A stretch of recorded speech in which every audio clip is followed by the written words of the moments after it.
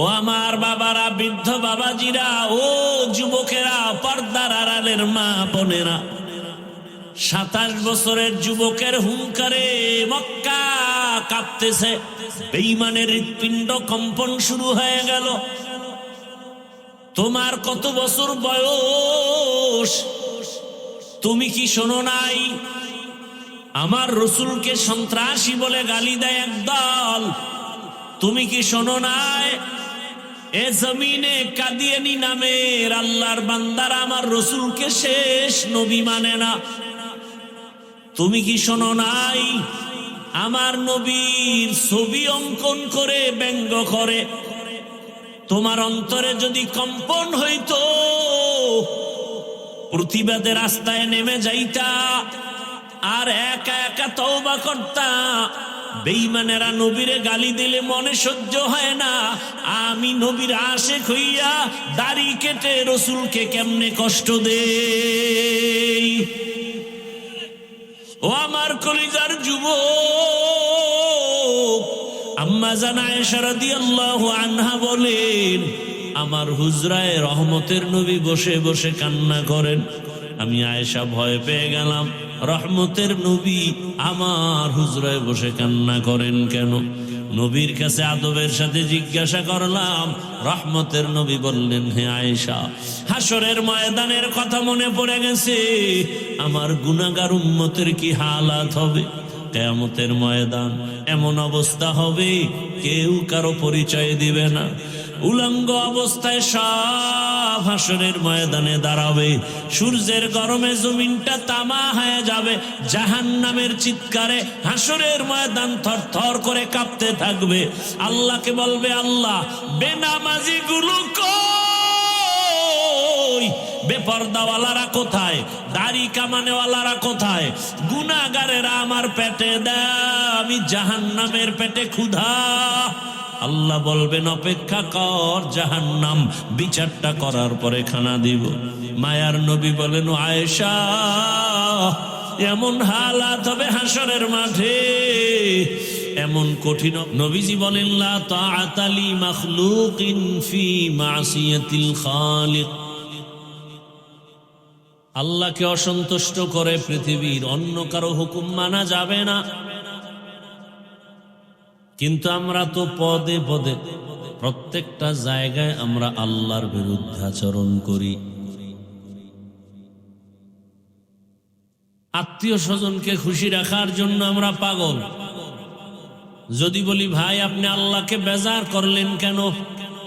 বলে, তওবা টওবা করে পরে ঠিক করবো, আগে আত্মীয় ঠিক করি।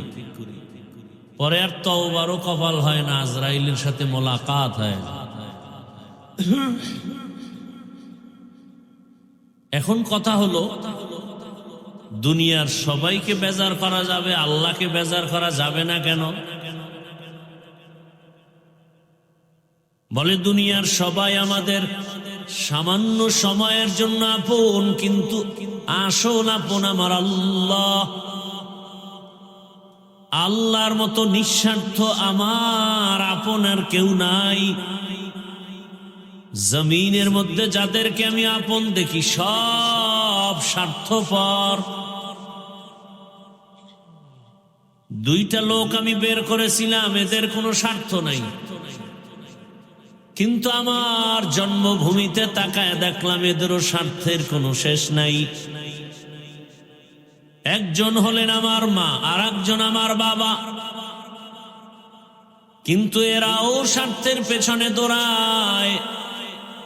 যে কারণে তাকায় দেখলাম আমার দেশের ভেতরে কত মা কত বাবা স্বার্থের টানে সন্তানের জবাই করেছে। কে ঘটনা শুনেন নাই? শুধু স্বার্থের কারণে মা বাবা সন্তানকে জবাই করে, আবার স্বার্থের টান লাগলেই সন্তান মা বাবাকে জবাই করে। একজন বাবা তার আপন মেয়েটাকে হোটেলের মধ্যে নিয়া রাতের বেলা বলে, আজ রাতে তুমি আমার মেয়ে না, স্ত্রীর সমান হয়ে থাকো। নাউজুবিল্লাহ আসে না? লজ্জা শরম কমে গেছে, তো এই জন্য এগুলো শুনলে আর কেন লজ্জা লাগে না। আর লজ্জা শরম কমছে তো নাপাক দেখতে দেখতে, গান শুনতে শুনতে, বাবাও ওই পথের যাত্রী, মাও সে পথের যাত্রী, ঘরে ঘরে সারা রাত রুমে রুমে মোবাইল হাতে, জেনা চলতেছে, জেনা, চোখের জেনা, জবানের জেনা, অন্তরের জেনা, সারাটা রাত। কখন 2টা বাজলো, 3টা বাজলো, রাত 4টা হলো, ফজরের আজান হলো, খবর নেই। মোবাইলে গুনাহ দেখতে দেখতে দেখতে দেখতে এক পর্যায়ে ঘুমিয়ে গেছে, আর ফজরের খবর নেই। এ কারণে গুনার কারণে দিল কালো হয়ে গেছে। قال النبي صلى الله عليه وآله وسلم ألا إن في الجسد مضغة إذا صلحت صلح الجسد كله وإذا فسدت فسد الجسد كله ألا وهي القلب। রহমতের নবী বলেন, জগতের উম্মত, মানুষের ভেতর একটা গোশতের টুকরা আছে আলাদা। মুফাসসিরিনে কেরাম, মুহাদ্দিসিনে কেরাম বলেন, ওই গোশতের টুকরা বাম দুধের নিচে, ওটার নাম কলব। ওই টুকরো যদি ভালো থাকে পুরা মানুষটাই ভালো, আর ওই টুকরা যদি খারাপ থাকে পুরা মানুষটাই খারাপ। সাহাবায়ে কেরাম প্রশ্ন করলেন, ইয়া রাসূলুল্লাহ, ওই গোশতের টুকরা খারাপ হয় কিভাবে? রহমতের নবী ভিন্ন জায়গায় বলেন, ক্বালান নবী সাল্লাল্লাহু আলাইহি ওয়া আলিহি ওয়াসাল্লাম, মা মিন মাউলুদিন ইল্লা ইউলাদু আলাল ফিতরাহ ফাআবাওয়াহু ইউহাব্বিদানিহি আও ইউনাসসিরানিহি আও ইউমাজ্জিসানিহি ইলা আখিরিল হাদিস। প্রত্যেকটা বাচ্চা দুনিয়াতে ঈমানের আলো নিয়ে জন্ম নেয়। মা বাবা সন্তানটাকে অগ্নি পূজারী বানায়, মূর্তি পূজারী বানায়, গায়রুল্লাহর গোলাম বানায়। আল্লাহ কয়জন? বুঝে শুনে বললেন, জীবনভর তাল মিলেছেন, এবার বুঝে শুনে বলেন আসলে আল্লাহ কয়জন? কি খেয়াল করতেছেন তো? আল্লাহর সহযোগী কয়জন? 3 জন। এই মুরব্বীরা ভালো করে বুঝেন এবং বলেন, আল্লাহ কতজন? সন্দেহ আছে? আল্লাহর সহযোগী কতজন? নাই। বুঝেন কিন্তু সহযোগী নাই। আল্লাহর উপদেষ্টা কয়জন? উপদেষ্টাও নাই। কি বলেন? তা তো ভেজাল থাকার কথা না আমগো সমাজে। এই ভেজাল তো এগুলো নিয়ে। আল্লাহ এক, এই তো। আচ্ছা বলেন তো আল্লাহ কোন দিক থেকে এক? এক বুঝেন তো? এক খুব বুঝার চেষ্টা করেন। আল্লাহ ক্ষমতার বেলায় কি বুঝেন? কিন্তু আল্লাহ সবকিছু দেখেন শুনেন, সেই ক্ষেত্রেও কি হায়াত দেন, সেই ক্ষেত্রে রিজিক দেন, সেই ক্ষেত্রে। অর্থাৎ আল্লাহর সাথে কোনো সহযোগী, আল্লাহর সমান কেউ, আল্লাহর উপরে কেউ নাই, আল্লাহর মতো কেউ নাই। আল্লাহ পাক রব্বুল আলামিন সব দিক থেকেই এক। কেউ যদি মনে মনে ভাবেন যে অমুকে আল্লাহ না, কিন্তু আল্লাহর কিছু পাওয়ার তার মধ্যে আছে, তাহলে বোঝা গেল ওই পাওয়ারের অর্ধেক আল্লাহর কাছে, অর্ধেক বান্দার কাছে। তাহলে আল্লাহ যে এক, এ কথা আর থাকে না। আল্লাহর পাওয়ারকে দুর্বল করলেই এর নাম শিরক। এর নাম কি? শিরক। আল্লাহকে যা দিবেন এটা আর কাউকে দেওয়া যাবে না, এর নাম তাওহীদ। আল্লাহ এককভাবে যা পাবে এটা অন্যকে দেওয়ার নাম শিরক। আল্লাহ যা পাবেন এককভাবে এটা আরেকজনকে দেওয়ার নাম কি? যেমন সেজদা কে পাবেন, এটা আরেকজনকে দেওয়ার নাম শিরক। সোজা কথা, বুঝার চেষ্টা করেন। ইবাদত কে পাবেন, এটা আরেকজনকে দেওয়ার নাম শিরক। আল্লাহ তো সে আল্লাহই, যার সমকক্ষ কেউ নেই। আল্লাহ যা পাবেন সেটা আর কাউকে দেওয়া যাবে না। এখানে আমি সাদামাটা কথা বলবো, বলেন তো আমার রসুল, এবার আসেন মাখলুকতের মধ্যে, আল্লাহ কি খালেক না মখলুক? এখানেও একটু চিন্তা করেন, 1 মিনিট চিন্তা করেন, বুঝে শুনে বলে। আমরা মখলুক, ঠিক না? আল্লাহ কি মখলুক? কি খালেক? সবাই একমত? আচ্ছা, আল্লাহ তো আল্লাহই, বাকি সব কি আল্লাহ না গায়রুল্লাহ? গায়রুল্লাহ শব্দের অর্থ হলো আল্লাহ না। তাহলে আল্লাহ কয়জন? বাকি সব কি আল্লাহ না গায়রুল্লাহ? কোন নবী কি আল্লাহ না গায়রুল্লাহ? কোন পীর আল্লাহ না গায়রুল্লাহ? কোন নবী, ওলি, গৌস, কুতুব আল্লাহ না গায়রুল্লাহ? আল্লাহ কতজন? একজন। আর এই সব মাখলুকতের মধ্যে আল্লাহ তো খালেক, এটা আলাদা। আসেন এবার আল্লাহর পরে সব কি? মাখলুক। এই সমস্ত মাখলুকতের মধ্যে চতুর্মুখী এককভাবে পাওয়ারওয়ালা একজন মাখলুকতের মধ্যে তিনি হলেন রহমাতুল্লিল। এ কথায় সবাই একমত নাকি? আবার আমার রসুল খালেকের সহযোগী মনে করবেন? রসুল কি মখলুক, রসুল কি, এবং আমার রসুল সমস্ত মখলুকতের মধ্যে এক, যার কোনো তুলনা, যার পাওয়ারের মতো কারো পাওয়ার নাই, যার রূপের মতো কারো রূপ, যার গুণের মতো কারো গুণ, যার আওয়াজের মতো কারো আওয়াজ, তুলনাই দেওয়া যাবে না, গুনাহ হবে। কথা বুঝাইতে পারছি? সমস্ত মাখলুকতের মধ্যে আমার রসুল শ্রেষ্ঠ। কথা ঠিক? আচ্ছা বলেন তো, আমার রসুল থেকে বড় পীর দুনিয়াতে আর কেউ আছে? বলেন। আমার রসুল থেকে বড় কোনো নবী, বড় কোনো রসুল, বড় কোনো মুফাসসির, বড় কোনো মুহাদ্দিস, আমার রসুল থেকে বড় কোনো মুফতি, কোনো পীর, কোনো গৌস, কোনো কুতুব আছে? সবাই একমত? তাহলে আমার নবী শ্রেষ্ঠ, মুফতি শ্রেষ্ঠ, আলেম শ্রেষ্ঠ, সব দিক থেকে শ্রেষ্ঠ, যার কোনো তুলনা হবে না। নবী আছেন কোথায় জানা আছে আপনাদের? কোথায়?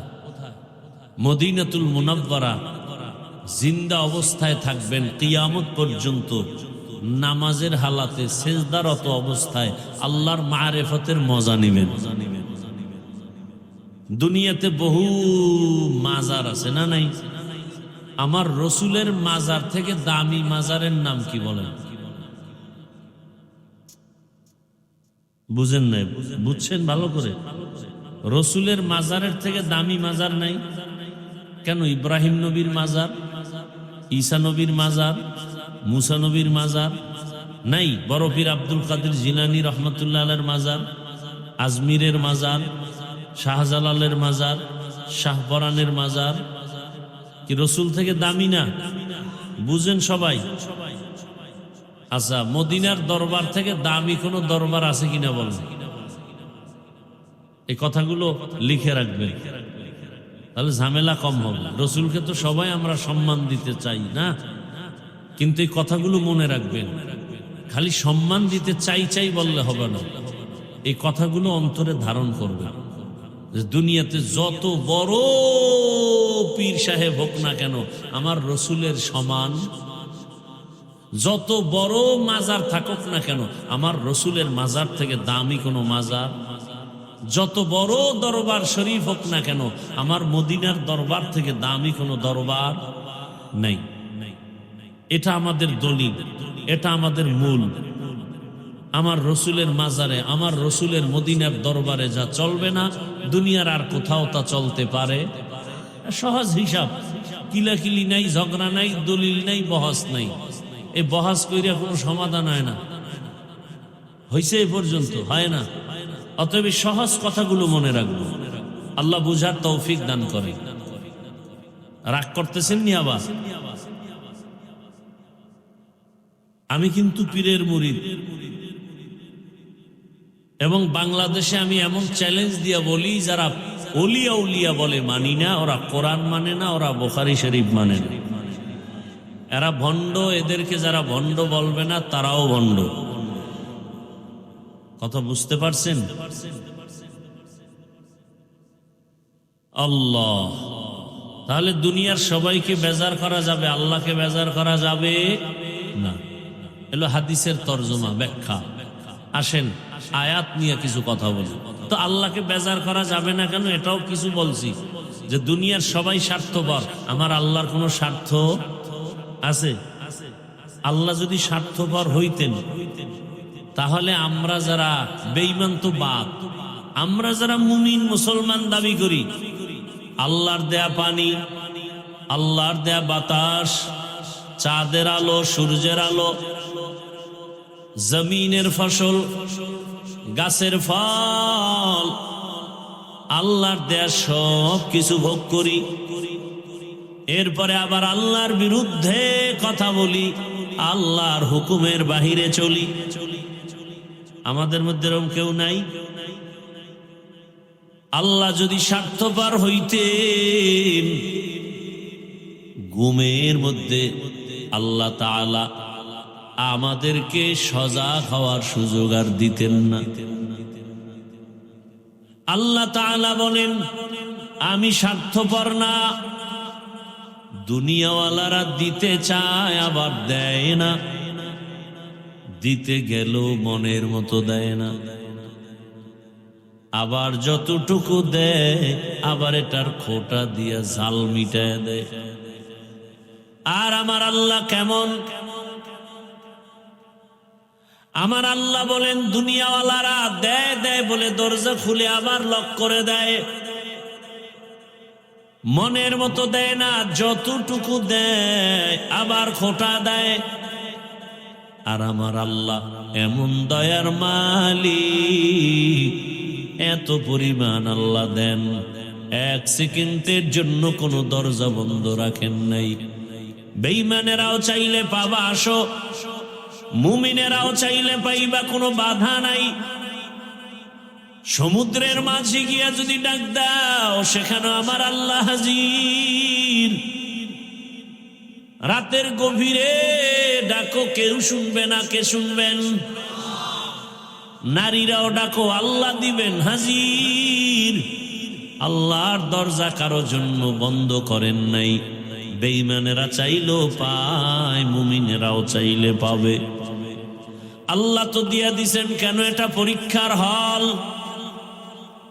পরীক্ষার হলে যে ভালো লাগবে তারও যেই স্বাধীনতা, যে উল্টা পাল্টা লাগবে তারও সেই স্বাধীনতা। পরীক্ষার হলে বাধা দেওয়ার কোনো নিয়ম নাই। কিন্তু ফলাফলের বেলায় বুঝতে পারবা কে জান্নাতি, কে জাহান্নামী। আল্লাহ তাআলা আমাদের এত আপন। আল্লাহ যদি স্বার্থপর হইতেন, একটা বেঈমানকেও এক ঢোক পানিও পান করতে দিতেন না। বরং আমার আল্লাহ তো এমন আল্লাহ, যতটুকু প্রয়োজন এর থেকে আল্লাহ বেশি দিছেন, চাওয়ার আগে দিছেন। আমার রব তো এমন, চাওয়ার আগে দেন, প্রয়োজনের বেশি দেন। হর গরি দে নে কো তু তৈয়ার হে, জো না মাঙ্গে উসসে তু বেজার হে। দুনিয়াওয়ালারা চাইলে বেজার হয়, আর আমার আল্লাহ বলেন, আমার কাছে না চাইলে বেজার হয়ে যাই। আল্লাহ বলেন দুনিয়াওয়ালারা কেন বেজার হয়, বলে ওরা সবাই অভাবী, আর আমি আল্লাহর কোনো অভাব নেই। ইয়া আইয়ুহান নাস আনতুমুল ফুকারাউ ইলাল্লাহ ওয়াল্লাহু হুয়াল গনিয়্যুল হামিদ।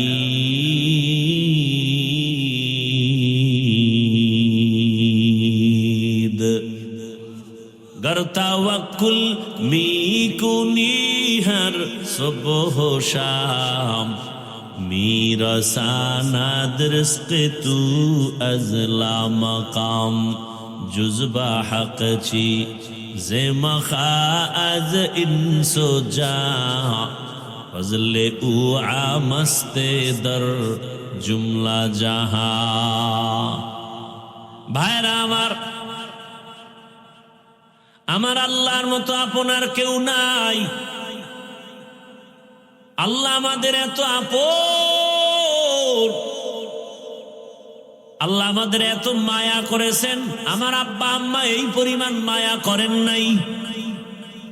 আল্লাহ আমাকে এত পরিমাণ দিছেন, এই পরিমাণ আমার বাবাও দেন নাই, মাও দেন নাই। আল্লাহ দিয়া খোটাও দেন না,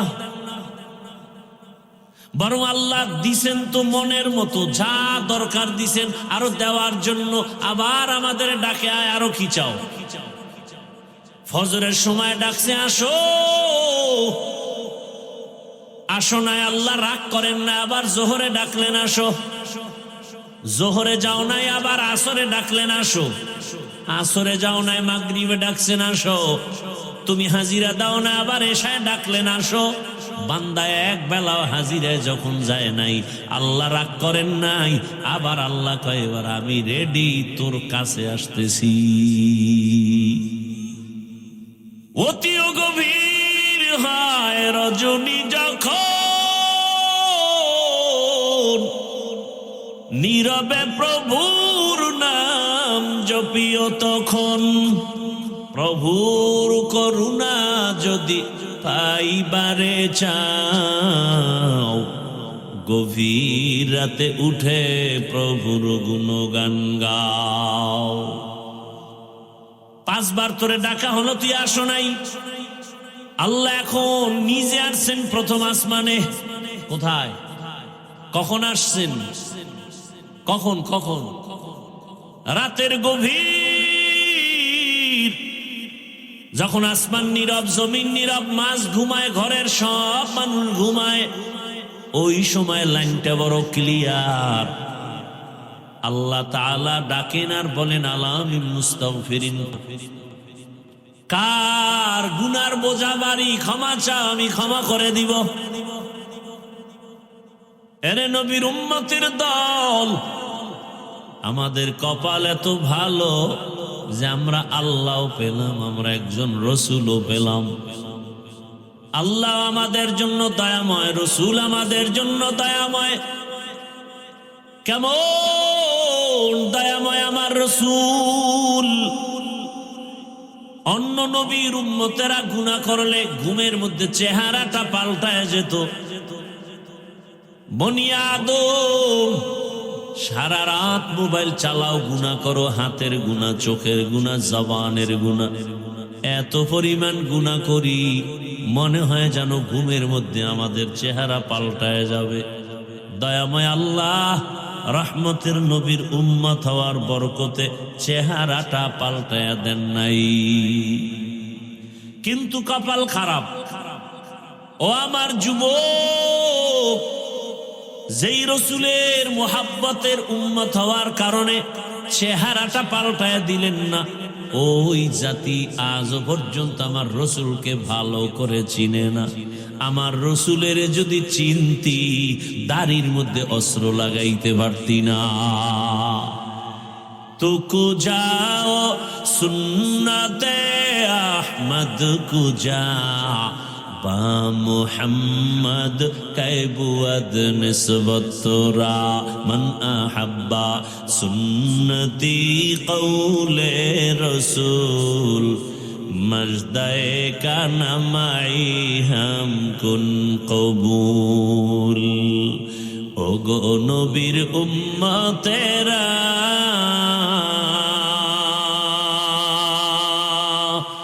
হয়ে আজি দিশাহারা,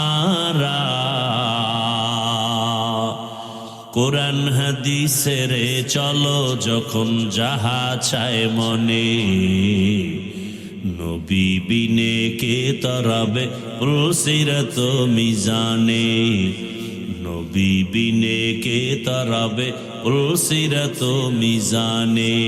উম্মতের কান্ডারি নবী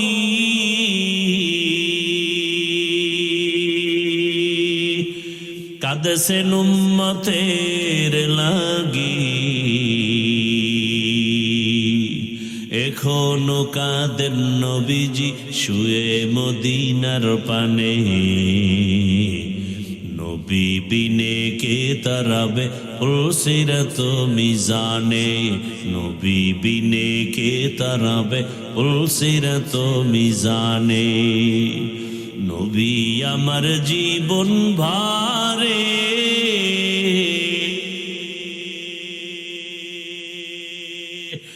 দিনের লাগি কষ্ট করে, দান দান শহীদ করিলেন উহুদেরই ময়দানে, নবী বিনে কে তরাবে পুলসিরত মিজানে, নবী বিনে কে তরাবে পুলসিরত মিজানে। এমন এতিম নবী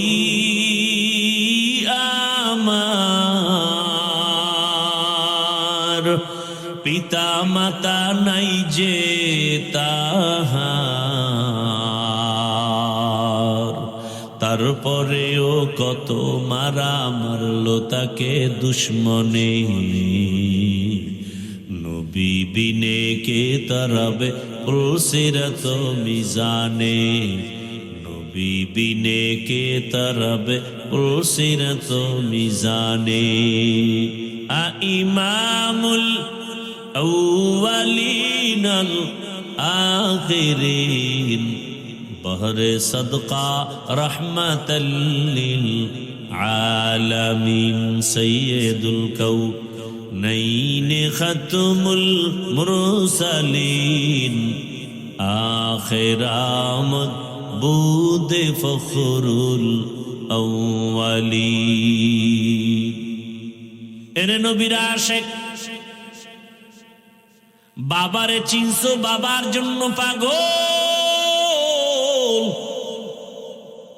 বাবারে কেউ গালি দিলে মনে কষ্ট পাও। ও আমার কলিজার যুবক, মাকে ভালো করে চিনতে পেরেছো, মায়ের জন্য তুমি এখন পাগল। মাকে কেউ বকা দিলে তুমি কষ্ট পাও। এরে নবীর আশিক, তুমি তোমার পীরকে চিনেছো, তুমি পীরের জন্য পাগল। পীরের বিরুদ্ধে কেউ কথা বললে তুমি মনে কষ্ট পাও।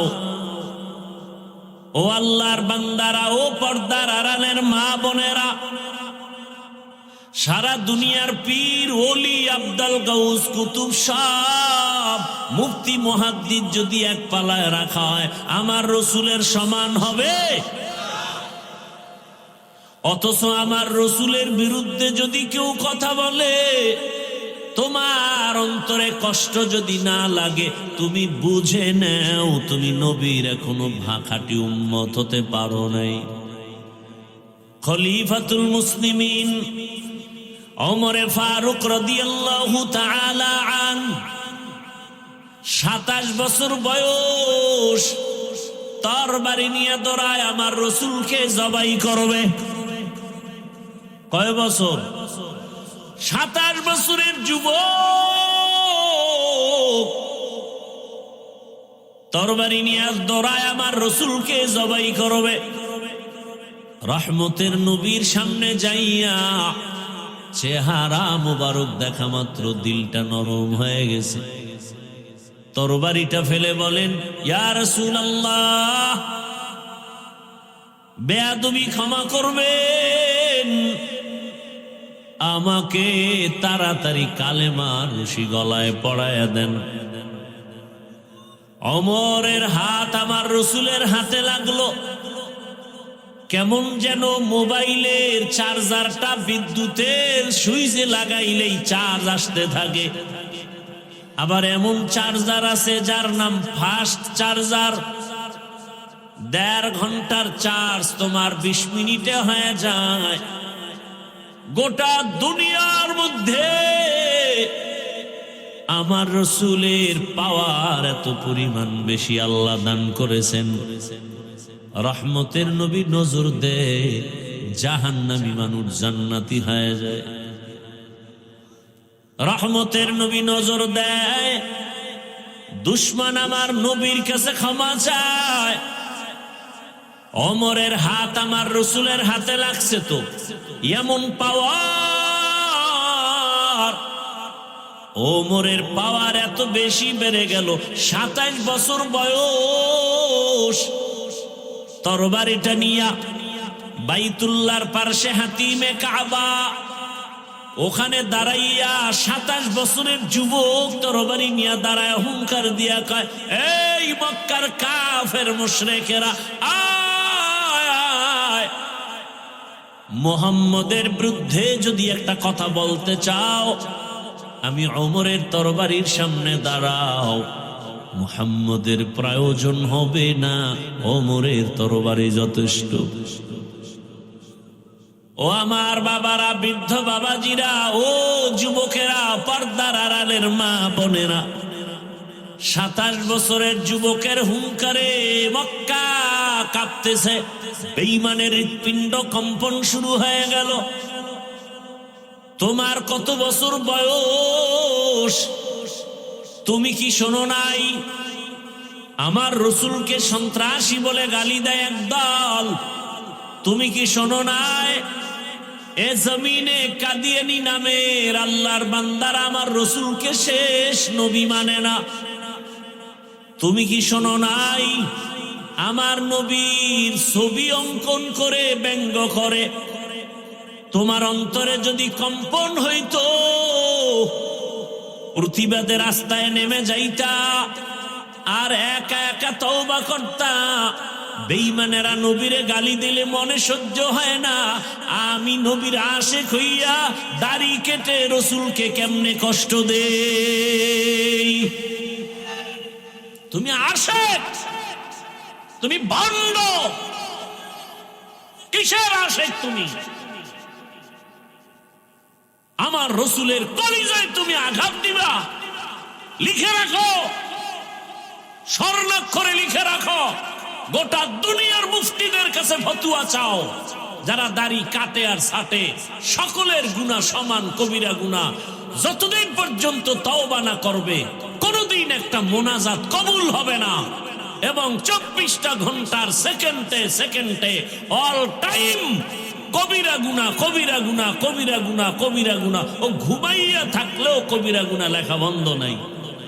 তুমি আশিক, কিসের আশিক তুমি? তুমি বেঈমানের প্রতিবাদ করবা কখন? রসুলের দুশ্মনের বিরুদ্ধে যুদ্ধ করবা কখন? তুমি নিজেই তো রসুলের সুন্নতকে জবাই করতেছো। আল্লাহ হেদায়েত দান করুন। যুবক বাবারা, আমার রসুলকে আমরা পাইনি, পাইছি? রসুল আবার আমাকে বয়ান দিতে আসবেন, সাহাবায়ে কেরাম আসবেন। সেই রসুল আমাদের জন্য রেখে গেছেন তার সুন্নত। বলতো যুবক বাবারা, সেই রসুলের সুন্নত পালন করবে হিন্দু ভাইরা, খ্রিস্টানেরা, ইহুদিরা? তোমরাই বলো কারা করবে? কি মুরব্বীরা বলেন, রসুলের সুন্নত যা রেখে গেছেন আদর্শ পালন করবে কারা? তো তুমি শেখ মুজিবের সৈনিক আর আদর্শ নিয়ে চিল্লাইলে রসুলেরটা লয়ে চিল্লাবা কবে? কেউ এরশাদ সাহেবের আদর্শের সৈনিক, কেউ জিয়াউর রহমান সাহেবের আদর্শের সৈনিক, কেউ আব্রাহাম লিঙ্কনের আদর্শের সৈনিক, কেউ শেখ মুজিবুর রহমানের আদর্শের সৈনিক, এরকম স্লোগান হয় না? তো রসুলের আদর্শের সৈনিকের স্লোগান কবে? আল্লাহ হেদায়াত দান করুন। রাগ করতেছেন আমার কথাগুলো কি একটু কোরআন হাদিসের বাইরে যাইতেছে? বুঝার চেষ্টা করেন।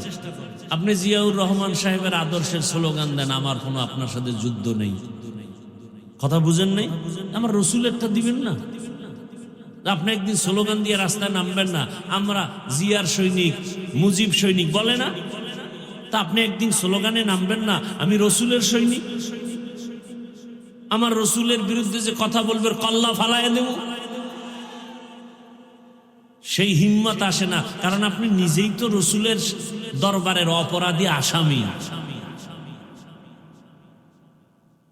আফসোস, এ কথাগুলো কে বলবে? বলার লোক নাই, শোনার লোক নাই, বিরোধিতা করা লোকের অভাব নাই। এগুলো ওয়াজ হয় না, এ ওয়াজে এগুলো বলতে চাই না আমরা। মনে করি এগুলো বললে না জানি কে আবার বেজার হবে। আবার রসুলের কথা বলবো না তো কার কথা বলবো? আমার রসুলের আদর্শের কথা উম্মতকে বলবো না তো কার আদর্শের কথা বলবো? কেউ জিয়াউর রহমান সাহেবের আদর্শের কথা বলে, কেউ শেখ মুজিবের আদর্শের কথা বলে, আমি রসুলের আদর্শের গান গাইতেছি। কেউ ডাকে আসো আমরা জিয়ার আদর্শ বাস্তবায়ন করবো, আমরা জিয়ার সৈনিক। কেউ ডাকে আসো আমরা মুজিব সৈনিক, মুজিবের আদর্শ বাস্তবায়ন করব। হাফিজুর রহমান আমি ডাকতেছি, আসো রসুলের আদর্শ বাস্তবায়ন করব, আমরা রসুলের সৈনিক।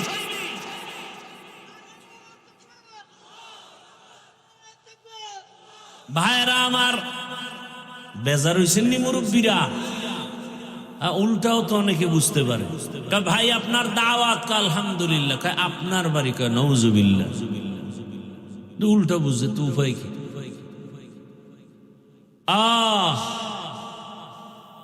এরে নবীর আশিক, কোথায় নবীর সুন্নত?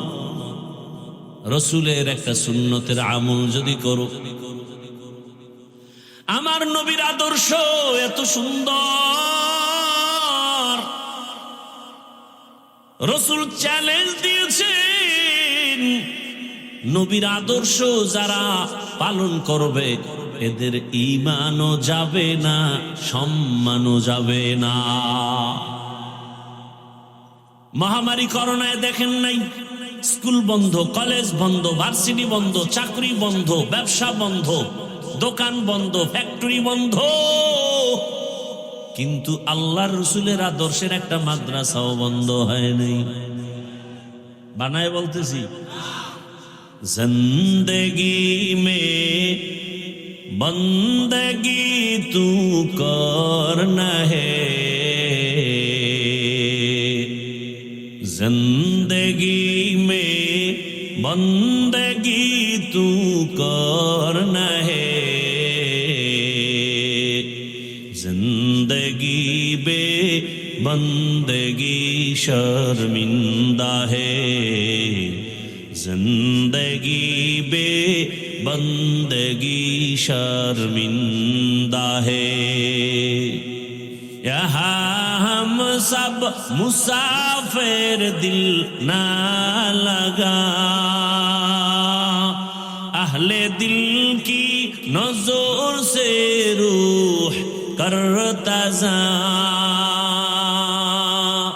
शाह दौलत सब फकीर गर नेक ने है, शाह दौलत सब फकीर गर नेक ने है, जिंदगी में बंदगी तू करना है, जिंदगी में बंदगी तू करना है, जिंदगी बे बंदगी शर्मिंदा है, जिंदगी बे बंदगी शर्मिंदा है। जिंदगी में बंदगी कुन बंदगी, बंदगी बे जिंदगी शर्मिंदगी। আমি কি কোনো দলের বিরুদ্ধে বলছি নি? পেস্টাস লাগায়েন না কিন্তু, খবরদার। এই জাতিরে বড় ভয় পাই, বাংলাদেশি তো, বাঙালি জাতি। জিহাদ জিহাদ জিহাদ চাই, পুলিশ দেখলে কেউ নেই। আল্লাহ হেদায়াত দান করেন। আমার কথাগুলো বাস্তব না অবাস্তব? ভাই, আপনি জিয়ার সৈনিক কয়ার স্লোগানে রাস্তায় নামছেন, মুজিব সৈনিক, হ্যাঁ, জিয়ার সৈনিক, এরপরে এরশাদের সৈনিক। আপনি বলেন, সেটা আপনার জবাব আল্লাহর কাছে আপনি দিবেন। আমার এখানে কোনো আপনার সাথে তর্ক নাই। কিন্তু আমার দাবি হলো, আরে ভাই, কয়দিন এ দুনিয়া, কয়দিন? আজকে বিএনপির চেয়ারপারসন মুমূর্ষ অবস্থায় আছে, এক এক করে সব চলে যাব। ওই গত শুক্রবার ওসমান হাদি নামের এক বাংলাদেশের সন্তান গুলিবিদ্ধ হয়েছে, বাঁচবে কিনা আশঙ্কাজনক। বডি একদিকে, মাথার খুলি আর একদিকে। কিসের বাহাদুরি? দিল থেকে ভালোবাসার আদেশ নিয়ে বলি, রে বাবা, কারো উপরে আক্রমণের নিয়ত নাই। আমার অন্তরে দুঃখ, তুমি জিয়ার সৈনিক বলে চিৎকার দিয়া জমিনটারে গরম বানায় দিলা। মুজিব সৈনিকের স্লোগান দিয়া জমিনটা গরম করেছ। এরশাদের সৈনিক বলে তুমি জমিনটা গরম করেছ। কোন দিন তুমি একদিন একটু স্লোগান দিয়া রাস্তায় বের হয়ে বলবা, আমি মদিনার সৈনিক, আমি রহমতের নবীর আদর্শের সৈনিক, আমার রসুলের আদর্শ ওই জমিনে বাস্তবায়ন করব। আমার রসুলের আদর্শের বিরোধিতা যারা করবা, যে কেউ হও না কেন, আমি তার সাথে কখনো আপোষ করতে পারবো না। তুকু যাও সুন্নতে আহমদ কুজা বা মুহাম্মদ কাইবুয়াদ নিসবতরা মান আহাব্বা সুন্নতি কৌলে রসুল মর্দায়ে কানা মাই হাম কুন কবুল। দুনিয়ার সবাইকে বেজার করা যাবে, কাকে বেজার করা যাবে না? ও আমার কলিজার যুবক, আমি যে বয়ান করতেছি একবারও কিন্তু বলি নাই সবাই আমার মতো হুজুর হয়ে যাও, বলছি? একবারও বলি নাই স্কুল ছেড়ে মাদ্রাসায় যাও, একবারও বলি নাই তুমি তাবলিগে যদি না যাও জাহান্নামে যেতে হবে, পীরের কাছে যদি না যাও জাহান্নামে যেতে হবে, বলি নাই।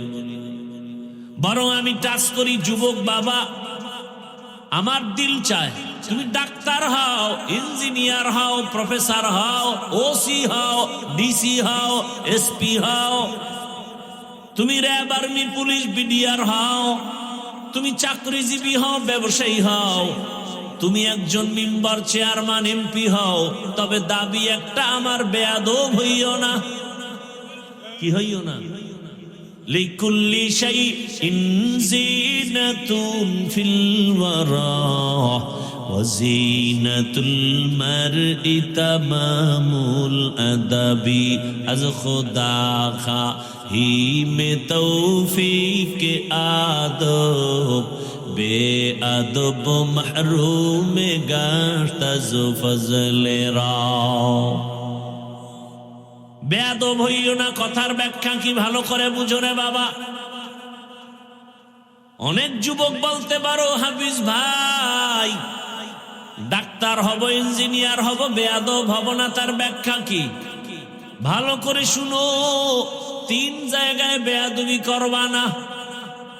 যদি করো খোদার কসম মরার আগে তুমি ধ্বংস হয়ে যাবে। কয় জায়গা? 1 নম্বরে মা বাবা। মা বাবার সাথে বেয়াদবি করা যাবে না। যদি মা বাবার সাথে খারাপ আচরণ করো, আর মা বাবা যদি নিঃশ্বাস ফেলে বলে আহ, খোদার কসম ধ্বংস শুরু। দ্বিতীয় জায়গা তোমার শিক্ষক। আমি হাফিজুর রহমান এখানে বয়ান করি চট্টগ্রামের এই দেশে, বঙ্গোপসাগর কুয়াকাটা থেকে চলে আসছি। আমার আব্বা আম্মা কলিজা ভরে চোখের পানি আর দোয়া করেছেন, সম্মানের চেয়ার পেয়েছি, কিন্তু আমার মা বাবা আমাকে বয়ান শিখান নাই। আমার উস্তাদ আমাকে ধরে ধরে বয়ান শিখাইছেন, কোরআন হাদিস শিখাইছেন। অতএব শিক্ষকের সাথেও কখনো বেয়াদবি করা যাবে না। যদি শিক্ষকের সাথে বেয়াদবি করো আর কখনো নিঃশ্বাস ফেলে দে, তোমার ধ্বংস শুরু হয়ে যাবে। 3 নাম্বার জায়গা উলামায়ে কেরাম, পীর মাশায়েখ, আল্লাহ ওয়ালা যারা, এদের সাথে বেয়াদবি করবা না। কারণ এদের একটাই কাজ, জমিনে দুনিয়ার সব আদম সন্তানগুলোকে জান্নাতি মানুষ বানাবেন, আদর্শওয়ালা বানাবেন। এ কারণে স্কুলে পড়ে, মাথায় টুপি দিয়া স্কুলে যায়, নামাজ ছাড়ে না। কলেজে পড়ে ছেলেটা, নামাজ বাদ দেয় না। রাস্তায় গাড়ি চালায়, তোমার লাইনের কত বাংলা লাইনের যুবক নামাজ ছাড়ে না। মিথ্যা বলছি? তোমার কপালে কার বরদোয়া লাগছে তুমি পারো না কেন? তোমার মতো জেনারেল লাইনের মানুষ র‍্যাব, আর্মি, পুলিশ, বিডিআর এর চাকরি করে, নামাজ পড়ে, বলো তুমি পারো না কেন? তোমার লাইনের যুবক কৃষি কাজ করে, নামাজ পড়ে, নদীর মধ্যে মাছ ধরে, নামাজ পড়ে, তুমি পারো না কেন রে বাবা? তোমার জেনারেল লাইনের মানুষটা জীবনে বাংলা মাদ্রাসায় আলিফ বা তা পড়ে নাই, সেই মানুষ ড্রাইভারি করে, নামাজ পড়ে, নদীর মধ্যে কাজ করে, নামাজ পড়ে, সিমেন্ট ফ্যাক্টরিতে সিমেন্ট টানে, কষ্ট করে, নামাজ ছাড়ে না। বলো বাবা তুমি পারবা না কেন? আমার আল্লাহর কথা কি মিথ্যা মনে করেছ রে বাবা? ও ব্যবসায়ী বাবারা, আপনাদের মতো ব্যবসায়ীদের মাঝে কি নামাজি নাই? আপনারা পারেন না কেন? ও চাকুরিজীবী বাবারা, আমার তো জানা মতে এই জমিনে এমন ডাক্তার, ইঞ্জিনিয়ার, প্রফেসর আছে, ওসি, ডিসি, এসপি আছে, এক ওয়াক্ত নামাজও ছাড়ে না, হারাম টাকাও খায় না। নাই? এরে আল্লাহর গোলাম, অতএব তুমি ডাক্তার হও, আদর্শবান ডাক্তার হইও, আদর্শবান ইঞ্জিনিয়ার হও। আর দুনিয়াতে শ্রেষ্ঠ আদর্শ রহমাতুল লিল আলামিনের আদর্শ। এজন্যই তো আল্লাহ বলেন, ওয়ামা খালাকুতুল জিন্না ওয়াল ইনসা ইল্লা লিয়াবুদুন।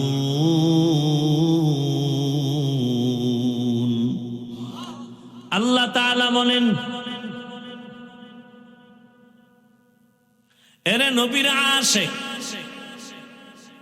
আমি তোমাদেরকে দুনিয়াতে বানাইয়া পাঠাইছি একটা কাজের জন্য, আর কোনো কাজ নাই, কাজের নাম ইবাদত। আমরা অনেকে মনে করি জিকির করো, তাসবিহ পড়ো, মসজিদে যাও, ইবাদত শেষ হয় না। ইবাদত কি ভালো করে মনে রাখেন, জীবনের প্রতিটি মুহূর্তে আল্লাহর হুকুমকে বাস্তবায়ন করার নাম, মেনে চলার নাম ইবাদত। জীবনের প্রতিটি ক্ষেত্রে কার হুকুম? আল্লাহর হুকুম মেনে চলার নাম, বাস্তবায়ন করার নাম ইবাদত। এই ইবাদত করব কেন? করলে হবে রবের সাথে মোলাকাত, পুরস্কার হিসাবে পাবে তুমি জান্নাত। বলে কোন সিস্টেমে করব? নিয়ম ছাড়া দোকান চলে না, নিয়ম ছাড়া প্রতিষ্ঠান চলে না, নিয়ম ছাড়া আদালত চলে না, নিয়ম ছাড়া কোনো কাজ চলে না। ইবাদতটা কোন নিয়মে করবা? একটাই মাত্র নিয়ম, রাহমাতুল লিল আলামিনের আদর্শ। নবীর আদর্শে হাসো, সওয়াব। নবীর আদর্শে কান্না করো, ইবাদত আর সওয়াব। নবীর আদর্শ মেনে ব্যবসা করো, ইবাদত। নবীর আদর্শ মেনে চাকরি করো, ইবাদত।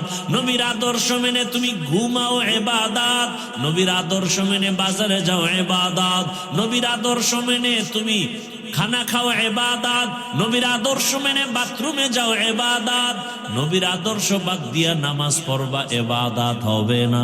নবীর আদর্শ বাদ দিয়া রোজা রাখবা, ইবাদত হবে না। কথা বুঝেননি কিছু? এবার বুঝেন তো নবীর আদর্শের মূল্য কত। ভাইরা আমার, এই যে স্টেজের মধ্যে এক বোতল পানি, এই পানি পান করার জরুরত খালি আপনাদের না আমাদেরও? কথা বলেন না কেন? পানিটা পান করলে পিপাসা নিবারণ হবে, তবে ইবাদত বানাইয়া পান করো। বলে কেমনে? আহা, তুমি তো বোতলটা টান দিয়া ডান হাত দিয়া মুখাটা খুইলা বাম হাতে একটা টান মারবা, আধা লিটার নাই। আর আমি এই পানিটাই পান করব ডান হাতে 3 বারে। কয়বারে? সুন্নত আদায় হয়ে গেল, ইবাদত হয়ে গেল। মুনাজাতের পরে এখান থেকে সবাই বিদায় হবে, জুতা হাতে নিয়ে যাবে না পকেটে?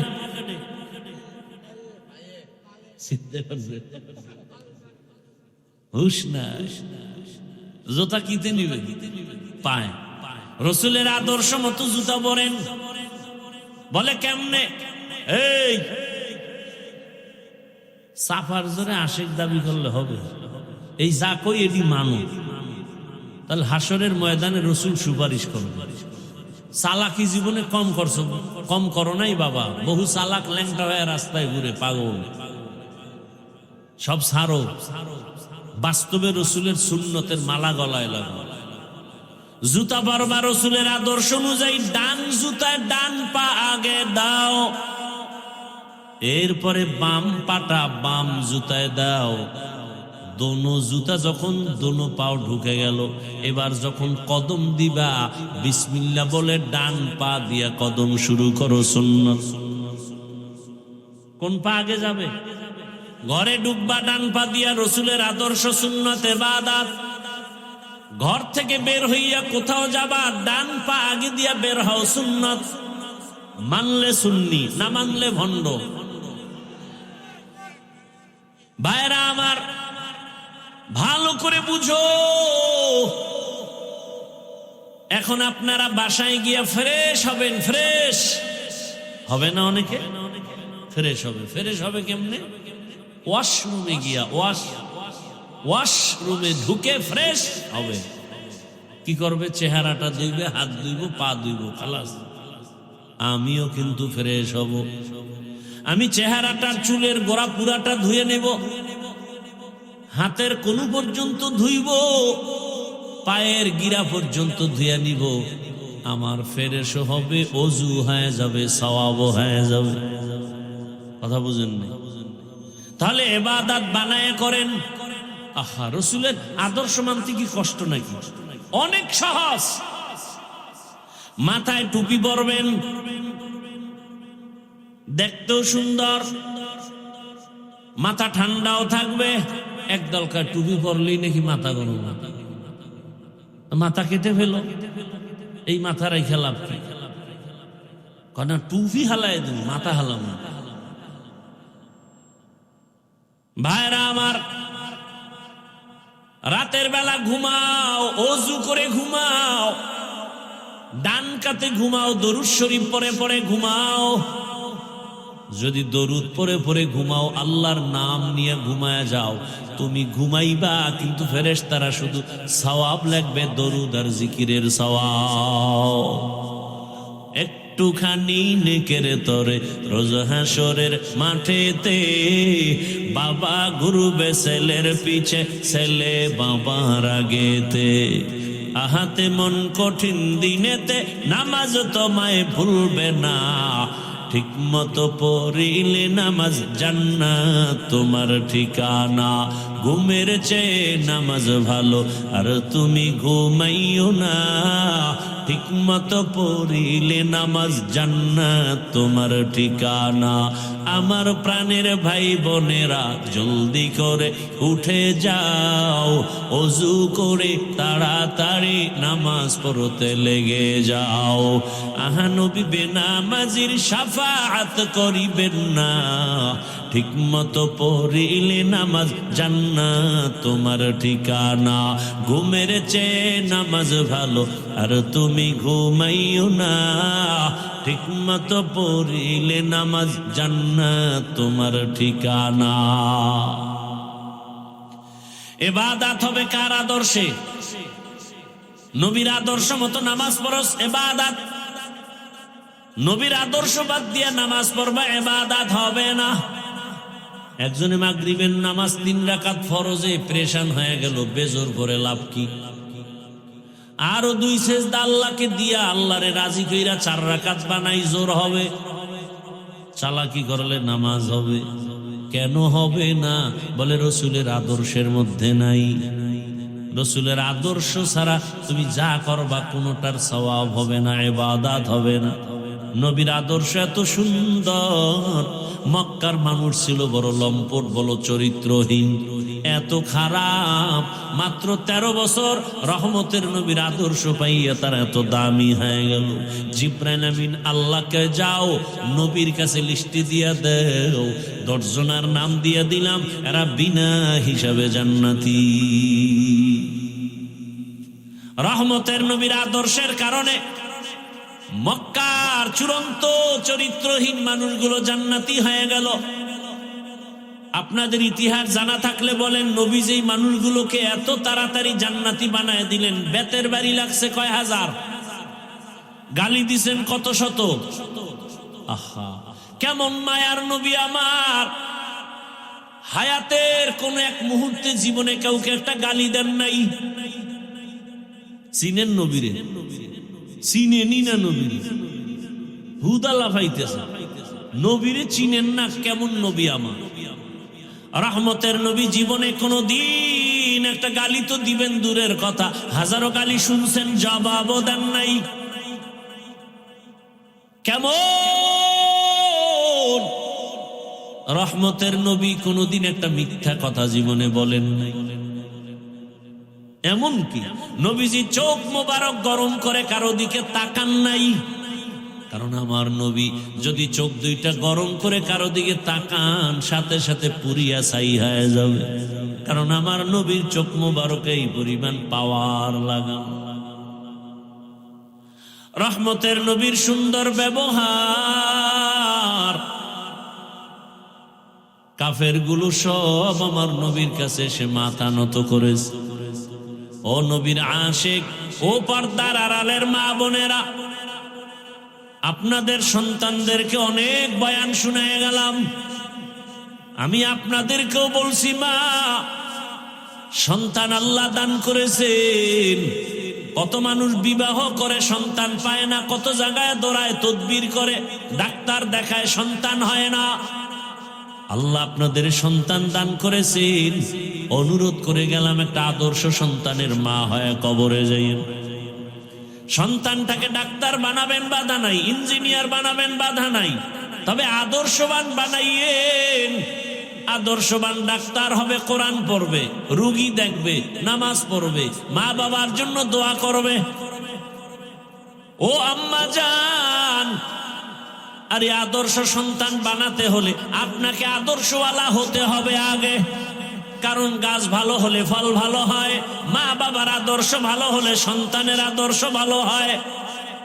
এরে আম্মা জান, আপনাদের মায়ের সন্তানই তো এই জমিনে কত বড় বড় ডাক্তার, বড় বড় ইঞ্জিনিয়ার, বড় বড় প্রফেসর, ভালো ভালো প্রফেসর। মায়ের সন্তান, আপনার মতো মায়ের সন্তানই তো এই জমিনের বড় পীর আব্দুল কাদের জিলানী। আপনার মতো মায়ের সন্তানই তো এ জমিনের বড় কুতুবুল আলম খাজা মুঈনুদ্দিন চিশতি আজমিরি। এই জমিনের বড় দামি সন্তান চট্টগ্রামের জমিনে, যার নাম মানুষ বিধর্মীরাও নেয় শাহ আমানত। আপনার মতো মায়ের সন্তানই তো এত দামি। শাহজালাল, শাহপরান, আপনাদের মতো মায়ের সন্তান, আপনি পারেন না কেন রে মা? আপনার মতো মা কি এলাকায় নাই? বেপর্দায় চলে না, নামাজ ছাড়ে না, মোবাইলে সময় নষ্ট করে না, স্বামীর মাল হেফাজত করে, এমন মা নাই? ভিন্ন মাকে বলি, ও বোনেরা, আপনারা কেন পারেন না? কেন মার্কেটে দৌড়াইয়া নিজের সৌন্দর্যটাকে নষ্ট করেন? বেগানার নজর লাগাইয়া জীবনটা নষ্ট করেন, শরীরটা নষ্ট করেন? কেন মোবাইলে সময় নষ্ট করে গুনাহ করেন? আপনার সন্তানের উপরের অ্যাকশন যাবে, খবর আছে। আপনার ভবিষ্যৎ সন্তান খারাপ হবে। আপনার চরিত্র যদি ভালো না থাকে, সন্তানের আদর্শ ভালো হবে না রে মা। এখনো সময় আছে, আল্লাহর দরবারে তওবা করেন, মনে মনে ডাকেন আর বলেন, হে মালিক, জীবনে তো গুনাহ কম করি নাই, আমার গুনার খবরে দুনিয়ার কেউ জানে না। ও আল্লাহ, আর গুনাহ করব না রে মাওলা। গুনাহ নিয়ে নবীর দরবারে দাঁড়াইলে উপায় নাই। ও আমার কলিজার যুবক, আম্মা জান আয়েশা রাদিয়াল্লাহু আনহা বলেন, আমার হুজরায় রহমতের নবী বসে বসে কান্না করেন। আমি আয়েশা ভয় পেয়ে গেলাম, রহমতের নবী আমার হুজরায় বসে কান্না করেন কেন? নবীর কাছে আদবের সাথে জিজ্ঞাসা করলাম। রহমতের নবী বললেন, হে আয়েশা, হাসরের ময়দানের কথা মনে পড়ে গেছে। আমার গুনাহগার উম্মতের কি হালাত হবে? কিয়ামতের ময়দান এমন অবস্থা হবে, কেউ কারো পরিচয় দিবে না। উলঙ্গ অবস্থায় সব হাসরের ময়দানে দাঁড়াবে। সূর্যের গরমে জমিনটা তামা হয়ে যাবে। জাহান্নামের চিৎকারে হাসরের ময়দান থরথর করে কাঁপতে থাকবে। আল্লাহকে বলবে, আল্লাহ, বেনামাজি গুলো কই? বেপরদাওয়ালারা কোথায়? দাড়ি কামানেওয়ালারা কোথায়? গুনাহগারেরা আমার পেটে দেয়, আমি জাহান্নামের পেটে ক্ষুধা। আল্লাহ বলবেন, অপেক্ষা কর, জাহান্নাম বিচারটা করার পরে খানা দিব। মায়ার নবী বলেন, আয়েশা, এমন হালাত হবে হাসরের মাঠে, এমন কঠিন।